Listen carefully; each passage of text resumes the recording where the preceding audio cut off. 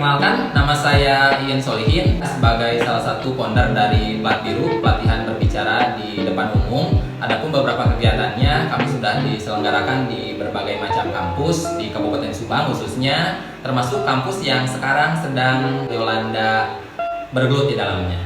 Ya baik, alhamdulillah ya Kak, pada kesempatan ini kami dapat bersilaturahmi kembali tentunya. Beliau merupakan senior saya di sebuah organisasi ya Kang, dan tentunya saya dengan beliau pun kenalnya di organisasi tersebut ya Kang. Ya.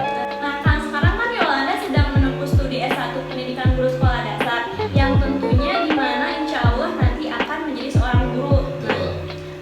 Dan juga tentunya menjadi seorang guru itu tidak semudah apa yang dibayangkan. Ada beberapa hal yang harus dipersiapkan. Nah, salah satunya itu harus bisa berbicara di hadapan publik. Mungkin kalau misalkan lebih khususnya guru itu berbicara di hadapan peserta didik mungkin ya, atau di hadapan para guru-guru yang lain.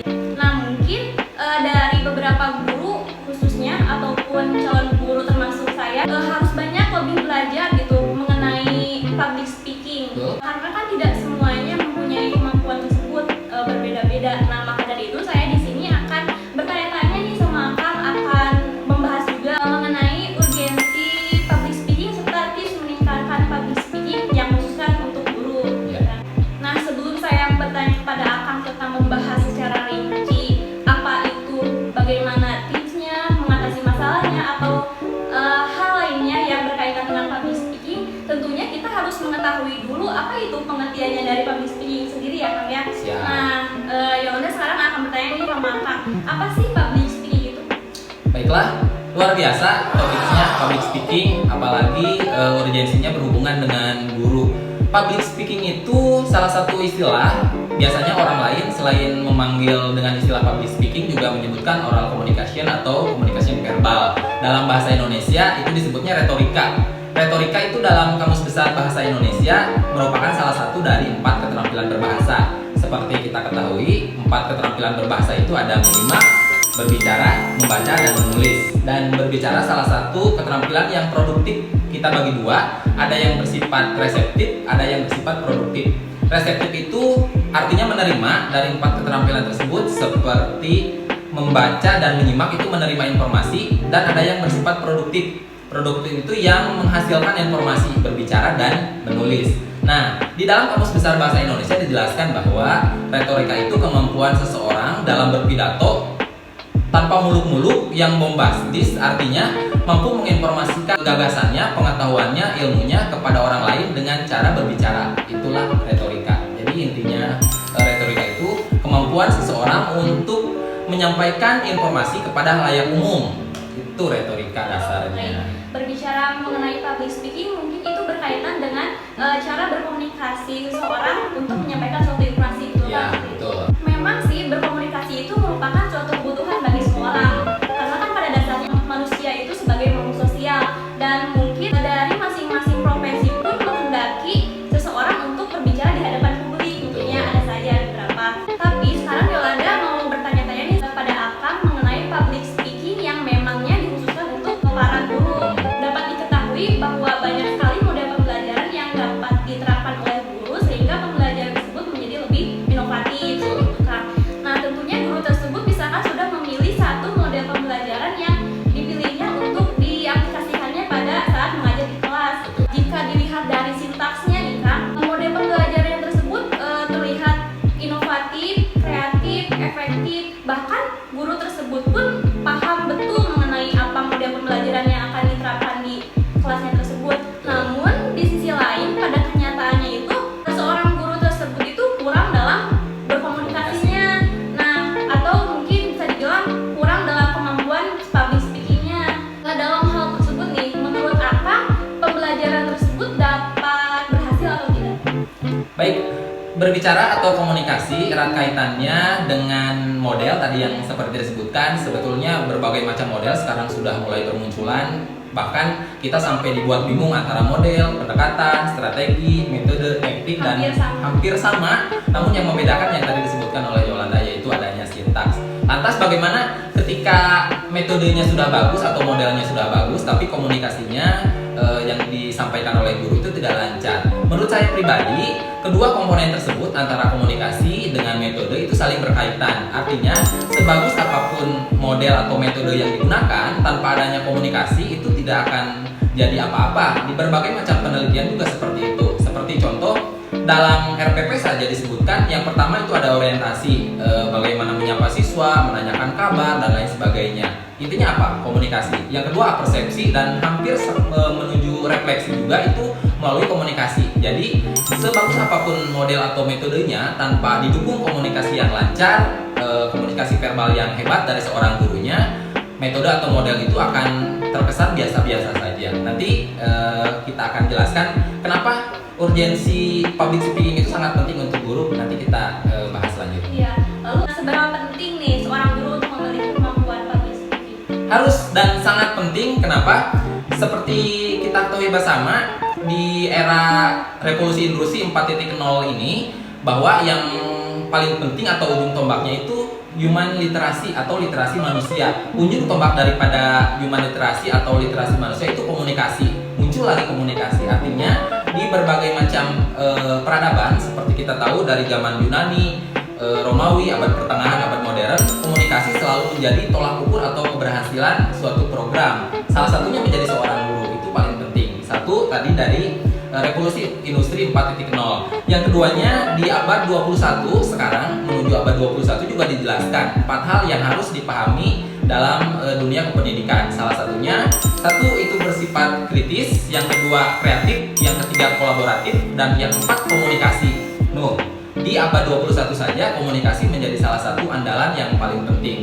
Ditambah lagi Permendikbud nomor 22 tahun 2016 juga disebutkan bahwa pembelajaran di dalam kelas itu harus kreatif, inovatif, komunikatif, kolaboratif, dan menyenangkan. Artinya komunikasi itu sangat-sangat penting dimiliki oleh seorang guru, karena itu ujung tombak kedekatan antara peserta didik atau siswa dengan tenaga pengajarnya atau guru. Jadi saling berkaitan dan sangat-sangat penting. Berarti sangat penting nih ya, public Sangat speaking penting. harus dimiliki oleh guru. Betul. Nah, jadi yang paling penting itu model pembelajarannya atau public speakingnya? Dua-duanya penting, seperti yang akan dijelaskan tadi, sebagus apapun model atau metodenya, tanpa ditunjang oleh kemampuan komunikasinya, itu akan nihil hasilnya. Artinya tidak akan sebagus dengan cara komunikatif. Seperti kita tahu sekarang pandemi COVID-19 ya sedang ramai sekarang. Kebanyakan hampir seluruh sekolah, seluruh kampus, dunia pendidikan melakukan pembelajaran dengan cara daring dalam jaringan. Ternyata hasil riset dan hasil penelitian tidak seefektif ketika guru langsung bertemu dengan siswanya, karena ketika dalam dunia daring atau dunia internet hanya sebatas menyampaikan tugasnya tanpa ada embel-embel apapun. Jadi sisi humanisme manusianya hilang. Dengan komunikasi, kedekatan antara peserta didik dengan gurunya itu akan semakin intens. Jadi tidak menghilangkan sisi humanismenya. Jadi antara metode atau model dengan komunikasi itu erat kaitannya dan sama-sama pentingnya. Ya, jadi dua-duanya juga harus diperhatikan ya. Betul. Semuanya juga harus seimbang gitu. Betul. Harus dimiliki oleh guru. Ya. Nah, mungkin bagi calon guru atau bahkan yang sudah menjadi guru yang tidak memiliki kemampuan public speaking itu merupakan suatu masalah bagi mereka tentunya. Dan mau tidak mau mereka itu harus banyak belajar serta berlatih juga untuk kemampuan public speakingnya, karena kan yang lebih dominan aktivitas pada saat pembelajaran di kelas itu tentunya adalah aktivitas public speaking gitu kan. Betul. Nah, sekarang nih agar dapat membantu seorang guru atau bahkan calon guru yang mempunyai masalah dalam kemampuan public speakingnya, apa sih tips yang harus dilakukan oleh guru untuk dapat meningkatkan kemampuan public speakingnya? Baik. Tips yang harus diperhatikan sebagai seorang guru atau tenaga pengajar, ubah dulu mindsetnya bahwa kemampuan berbicara atau menginformasikan kepada orang lain itu merupakan suatu yang harus dilatih, bukan dari lahir. Sebetulnya berbagai macam teori berbicara juga banyak dikemukakan, namun yang paling efektif adalah bahwa kemampuan berbicara atau menginformasikan informasi kepada orang lain dengan cara verbal itu didapatkan bukan dari lahir, melainkan dari berlatih. Soekarno juga pernah berkata bahwa saya bisa semampu itu untuk menjadi orator hebat sampai dikenal di seluruh mancanegara itu karena berlatih, bukan karena dari lahir. Seperti kita tahu, mengutip dari pembicaraannya Cokro Aminoto. Cokro Aminoto itu salah satu gurunya dari Soekarno. Cokro Aminoto itu orang yang hebat, orator yang sangat unggul, bahkan Soekarno sendiri itu pernah belajar kepada Cokroaminoto. Beliau pernah berkata kepada salah satu anak didiknya termasuk Soekarno, jika kamu ingin menjadi seorang pemimpin, katanya lakukan dua hal. Satu, berbicaralah seperti orator. Dua, menulislah seperti wartawan. Kelak kamu akan menjadi seorang pemimpin. Nah, mengutip dari pembicaraan tadi bahwa seorang guru itu pemimpin, artinya bisa mengkoordinir kelas, memimpin bagaimana pembelajaran berlangsung sampai peserta didiknya mampu memahami apa yang diserap. Artinya kedua komponen tersebut harus dipahami. Jadi yang pertama, ubah mindsetnya bahwa kemampuan public speaking itu lahir bukan karena bakat, tapi karena berlatih. Seiring berjalannya waktu, kalau terus berlatih akan merubah mindset kita. Jadi yang pertama, ubah mindset kita. Pola pikir kita akan merubah segalanya. Yolanda pernah mendengar cerita yang sedang ramai tahun 2000-an tentang si Ponari. Si Ponari itu salah satu anak yang katanya mendapatkan batu dari langit. Kemudian kalau batunya dicelupkan ke dalam air, kalau diminum, orang yang meminum air itu akan sembuh. Pernah mendengar? Belum ya? Itu ramai di tahun 2000-an. Katanya ada seorang anak, dia menemukan satu batu dari langit di Indonesia. Kemudian kalau batu tersebut dicelupkan ke dalam air, yang minum air itu akan sembuh. Fakta membuktikan ternyata ada beberapa orang yang sembuh. Padahal menurut ilmu kedokteran, air dan batu yang dicelupkan Ponari itu banyak kumannya, kotor. Dia habis megang apa nggak tahu, kemudian dicelupkan. Tapi ternyata sembuh. Kok bisa sembuh? Karena mindsetnya. Kalau kita minum air yang dicelupkan itu akan sembuh. Jadi bukan airnya yang menyembuhkan, tapi dalam dirinya sendiri. Nah, itu termasuk dalam public speaking. Mindset kita merubah segalanya. Yang penting mampu saja kita tampil dengan mempersiapkan segalanya, itu akan merubah mindset kita bahwa kemampuan public speaking itu bisa dilakukan secara berlatih. Satu, kepercayaan diri. Yang kedua adalah penampilan. Ya, selain kepercayaan diri harus diikuti dengan materinya. Artinya kita kuasai dulu materi, harus paham dulu, baru kita menyampaikan ke orang lain. Satu, kepercayaan diri. Yang kedua, penampilan nih. Penampilan karena peserta didik pertama kali bertemu dengan seorang guru, yang pertama kali akan dilihat itu dari penampilannya. Artinya takut ada kancing yang terbuka, atau ada baju yang kotor, atau berbagai macam penampilan kita yang menarik. Buatlah penampilan kita menarik. Kenapa di setiap sudut guru atau di beberapa sekolah selalu ada kaca besar? Karena itu untuk ketika masuk kelas harus melihat penampilannya. Satu itu percaya diri, yang kedua penampilan, yang ketiga adalah gestur. Gestur itu artinya pola tubuh kita menarik untuk diperlihatkan kepada peserta didik. Jadi tidak hanya datar, mainkan tangan. Kalau ekspresinya seperti apa silakan gunakan gestur dan ekspresi. Dan yang keempat yang paling penting adalah intonasi. Jadi ketika berbicara, intonasinya tidak terlalu datar, tidak terlalu menggebu-gebu, ada saatnya menggebu-gebu, ada saatnya datar. Karena kalau berbicara public speaking, kita akan mengenal tiga hal. Satu, orang yang berbicara lambat. Orang yang berbicara lambat itu bisa diatasi. Berbicara lambat itu dia mengucapkan katanya 100 kata per menit. Kurang dari 100 kata per menit itu lambat. Dan itu tidak akan menarik perhatian dari peserta didik. Yang kedua, di atas 100 sampai 150 kata itu rata-rata. Nah, itu yang baik. Artinya komunikasinya bisa disampaikan kepada peserta didik. Yang ketiga, di atas 150 kata per menit itu kategorinya cepat, dan itu harus dihindari karena nanti peserta didik akan tidak fokus mendengar pembicaraan dari seorang guru tersebut. Jadi keempat komponen tersebut itu harus bisa dijalankan dengan baik. Satu, percaya diri.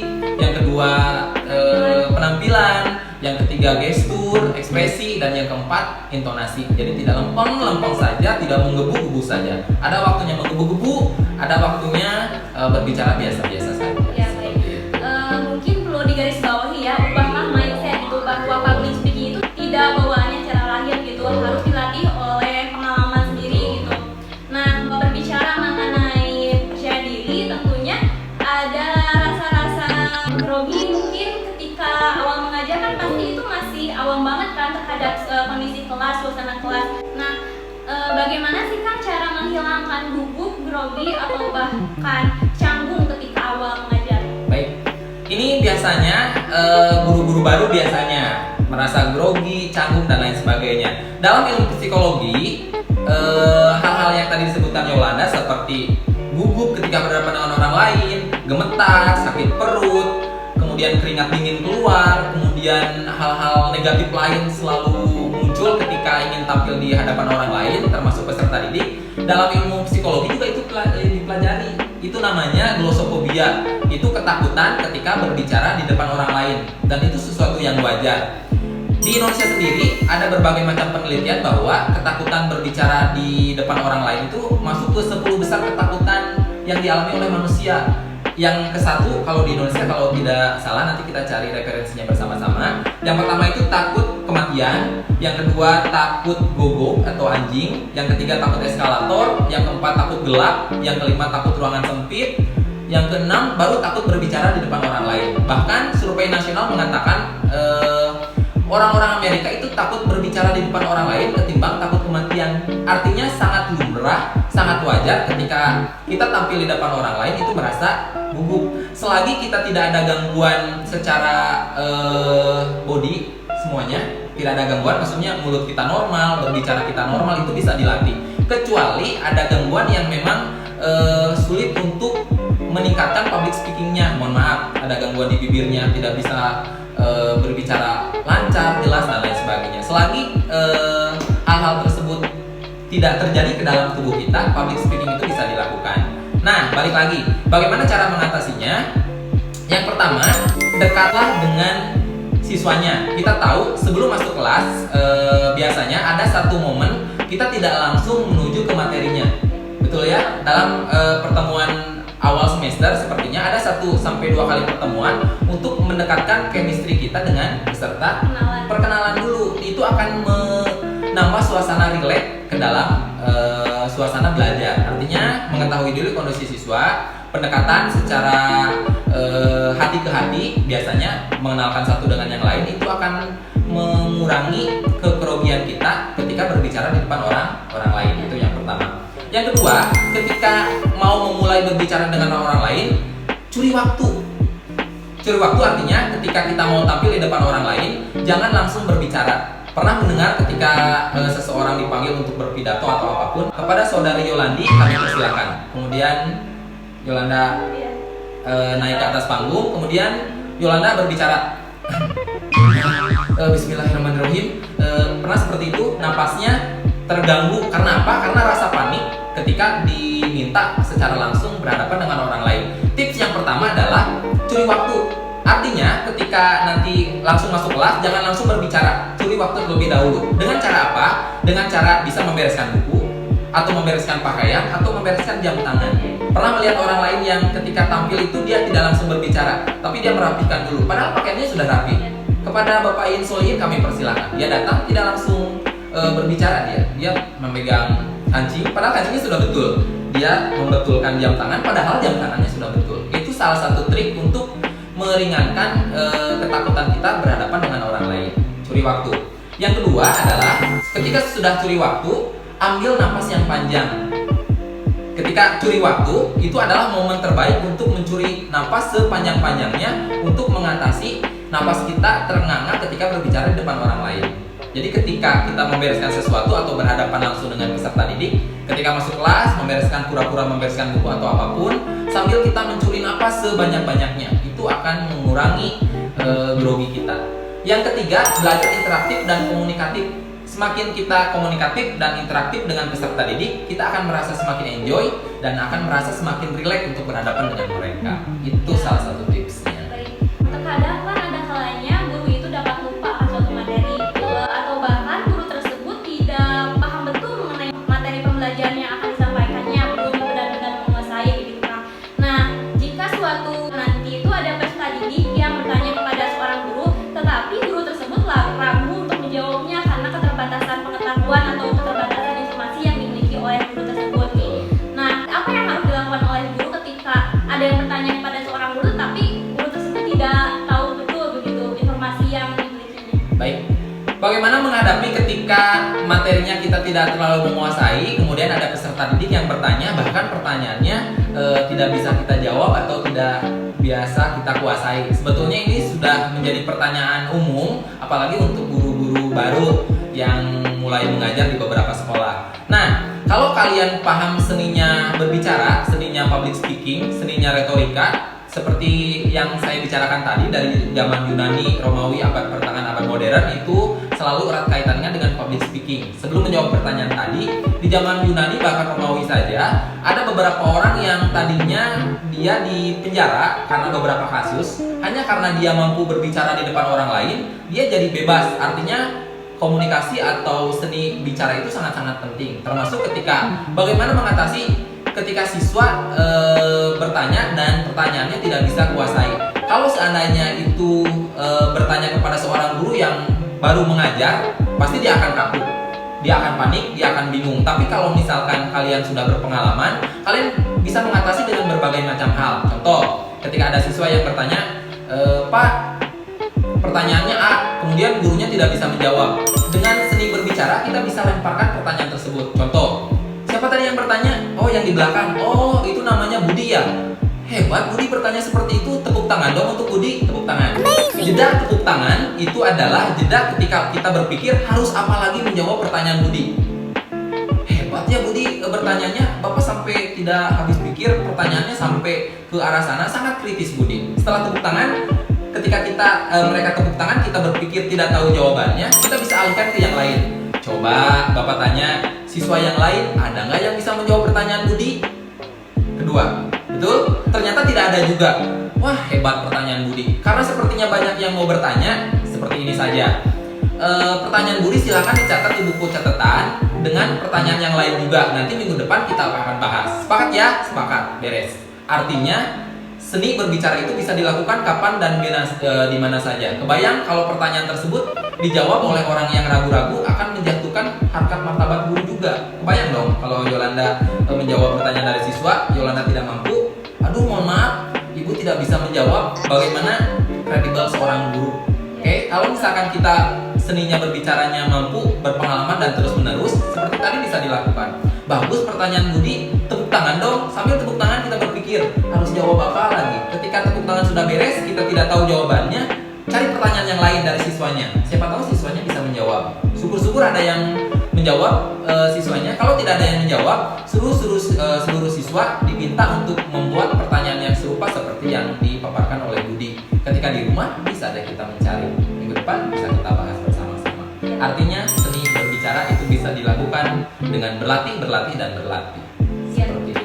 Banyak sekali caranya ya Kang ya. Banyak sekali. Nah terakhir nih Kang, apa sih pesan yang akan disampaikan oleh Akang kepada calon guru dalam meningkatkan kemampuan public speaking-nya?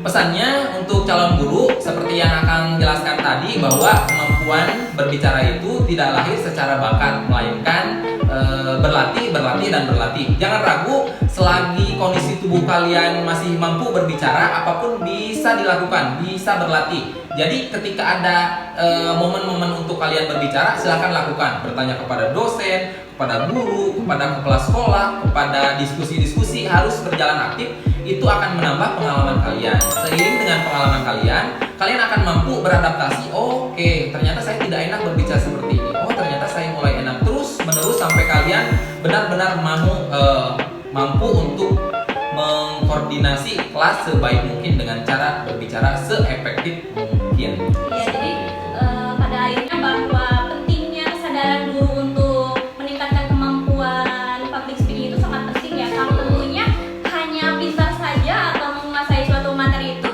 tidak cukup ya, harus mempunyai keterampilan dalam menyampaikan sesuatu gitu Kang.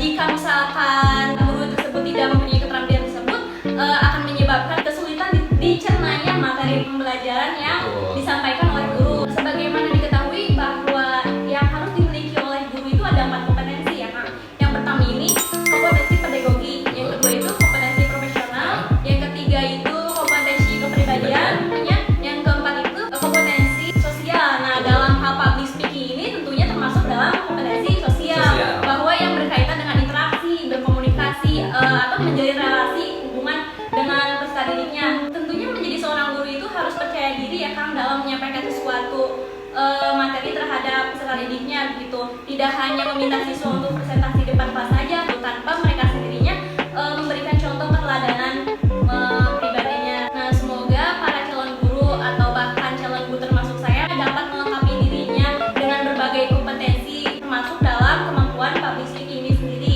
Nah, jika guru tersebut memiliki kemampuan